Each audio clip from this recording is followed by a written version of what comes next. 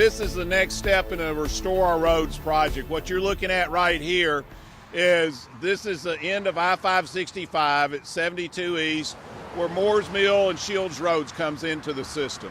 This is part of Corridor V of the Appalachian Road Systems. Corridor V and Corridor X are the only two road systems that are in the Appalachian Road Systems. Over the next 20 years, Alabama is going to spend $3.5 billion on this system. Less than 5% comes to finish this road system right here. And that's one of the most important things that we're looking at. This road system was set to be under construction next year. Now it looks like it's 2026. And if you look at the traffic here that's coming in every day, this is a regional problem. It's a regional problem that affects Huntsville, affects Jackson County, affects Scottsboro area, affects all the way across North Alabama, because we have 4,600 people who sleep in their homes in Jackson County every night and come into Huntsville and work.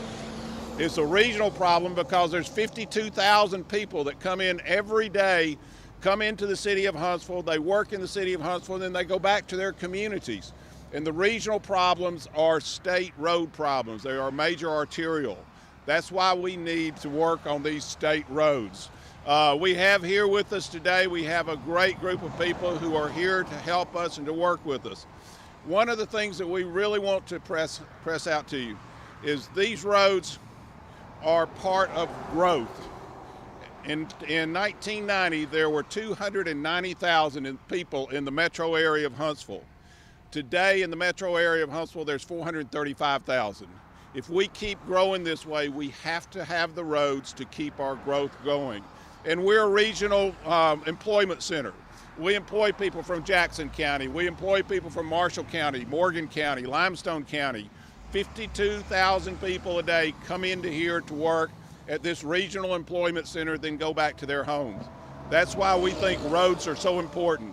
And if you want to talk about it, 20 years from now, if we have another 150,000 people in this area or working in this area, it's going to take 10 years. If we decided right now today to start on this road, it would take 10 years before we would start driving on it.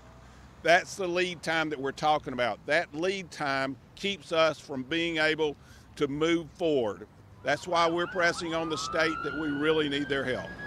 We need the state to step up and to refund these roads. The roads that in March we had, and they were all in our plan in March, and then 13 of them went away for 5, 10, 15 years, and even went totally out of the plan. I certainly support the mayor's efforts in getting this funded or put back on the plans to have it funded. As you can see, traffic is backed up as far as you can see. Imagine what it'll be like in 10 years. Traffic gridlock is a waste of money, waste of time. We have got to get this funded. I certainly support the mayor's efforts. Thank you, Mayor. I'm here to support the mayor in this endeavor to try to get these overpasses put in out in District 3, out in the east part of the county. Every morning it's a commute, and we're having backup, and it's going to be a big thing for the District 3 and the eastern part of the county to have the overpasses put in. So I'm here to support the mayor. Thank you. Transportation is just one of the essential elements for our community to grow. It has to do with economic development, and it has to do with the quality of life and everything. We've got to have these roads. This is something that's been needed for a long time before now, and we had hoped it would be, had already started, but it really needs to be put back on the front burner.